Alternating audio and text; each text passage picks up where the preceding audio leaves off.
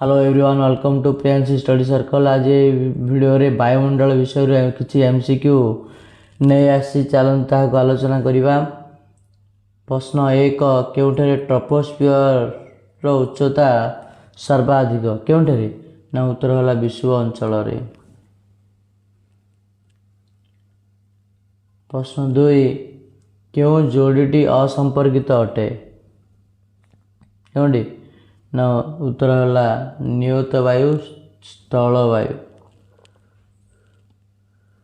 स्थानीय वायु लू, सामरिक वायु मौसुमी वायु ठीक अच्छे, आकस्मिक वायु खंडाभूत ठीक अच्छे, तेणु क्योंटी असंपर्कित नियत वायु को स्थल वायु।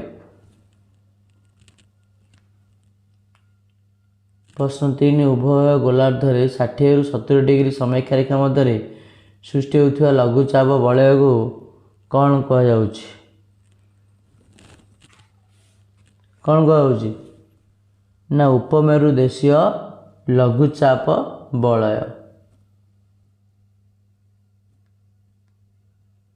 प्रश्न चार, वायुमंडल विभिन्न स्तर पृथ्वी पृष्ठ क्यों क्रम रही क्यों क्रम रही ना troposphere, stratosphere, thermosphere, mesosphere, exosphere.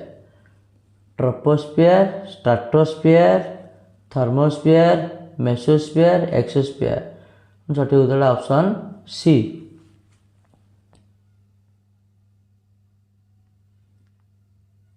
प्रश्न 5, समुद्र पृष्ठ प्राय केते किलोमीटर उच्चता पर्यंत वायुमंडल व्यापी रही केते किलोमीटर ना उत्तर है 1600 किलोमीटर पर्यंत।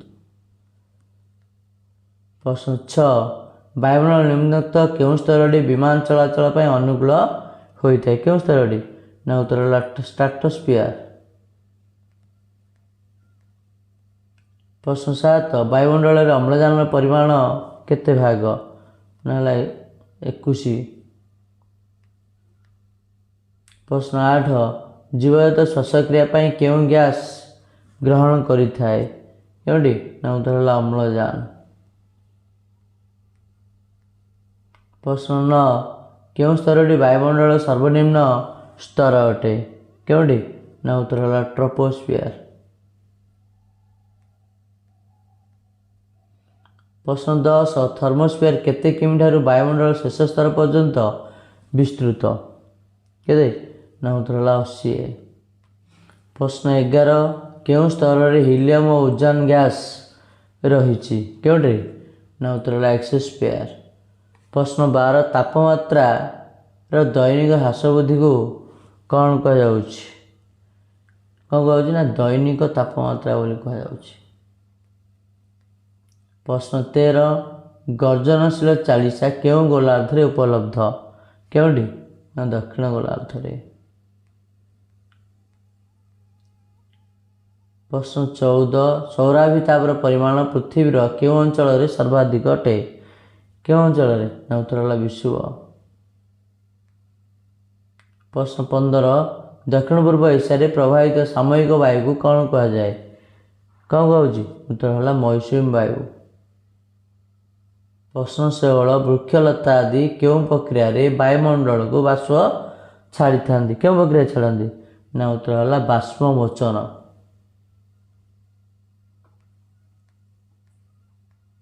प्रश्न 17, गतिशील वायु को कौन कहुच्छे ना उत्तर है पवन। प्रश्न 18, क्योंटी वायुर चापमापक यंत्र क्योंटी ना बारोमीटर। प्रश्न 19, वायुर आर्द्रता मापक यंत्र नाम कौन ना हाइग्रोमीटर।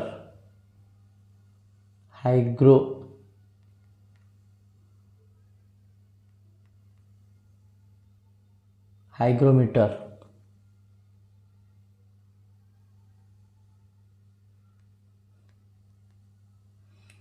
प्रश्न 20, पर्वतर जो पार्श्व अधिक वर्षा हुए ताहाको क्यों पार्श्व कहुए क्यों पार्श्व ना प्रतिपात। प्रश्न 21, आकाश में भासमान अवस्था थी जलकणा तुषारकणार समाहार को कौन कहुच्छे कौन ना उत्तर है मध्यमेघ।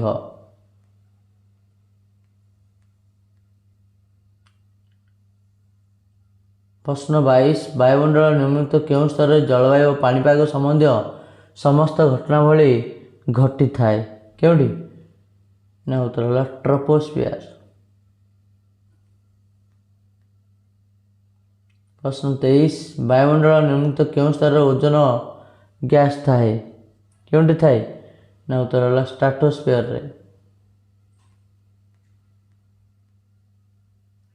प्रश्न 24 वायुमंडल जबखादान परिमाण शतकड़ा केते केते ना 78 भाग। प्रश्न 25 वायुमंडल बाह्य स्तर नाम कौन एक्सोस्फियर। प्रश्न 26 निम्नलिखित क्यों गैस जो वायुमंडल निम्न स्तर तापमात्रा नियंत्रित होता है क्योंटी ना उत्तर अंगारकाम्ल।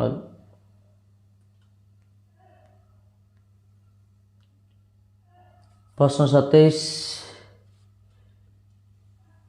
23.1/2 डिग्री उत्तर समयक्षा रेखा ठारू 23.1/2 डिग्री दक्षिण समयक्षा रेखा मध्य निम्नलिखित क्यों तापमंडल अवस्थित क्योंटी ना उत्तर ग्रीष्ममंडल।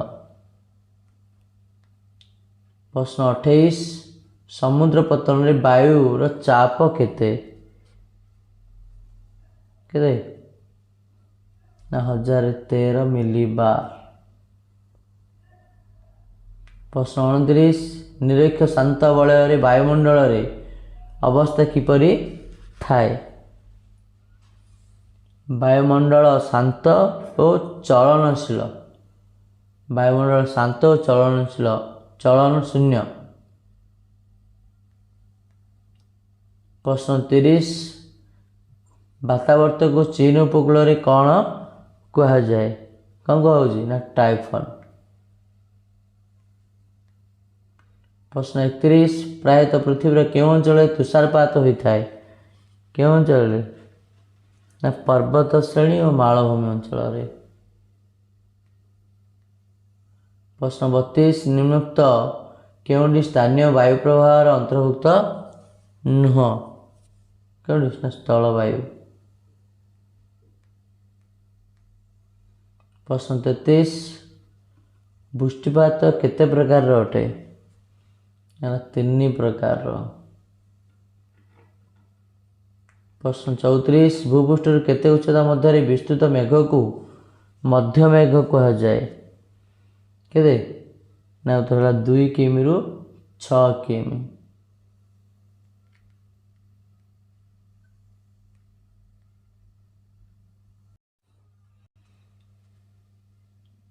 प्रश्न 35 वातावर्त को पश्चिम भारत द्वीपपुंज रो उपकूल रे कौन कह जाउछि कौन ना उत्तर है हरिकेन। प्रश्न 36 भूपृष्ठ ताप विकिरण सृष्ट कुहुड़ी को कौन कह जाए कौन कहूँ ना विकिरण कुहुड़ी। प्रश्न 37 कुहुड़ी अति पतला हेले ताहाको कौन कह जाए कौन ना मिस्ट। प्रश्न 38 काल बैशाखी केउं स्थान रे देखा जाए क्यों देखा जाए ना पश्चिम बंग। प्रश्न 39 जो यंत्र द्वारा वायु प्रवाह दिग जानी हुए तार नाम कौन कौन ना उत्तर है विंड वैन। प्रश्न 40 सूर्य ठार आसुवा क्षतिकारक रश्मि प्रभाव केउं स्तर आमको रक्षा करिथे केउंटी ना ट्रोपोस्फियर।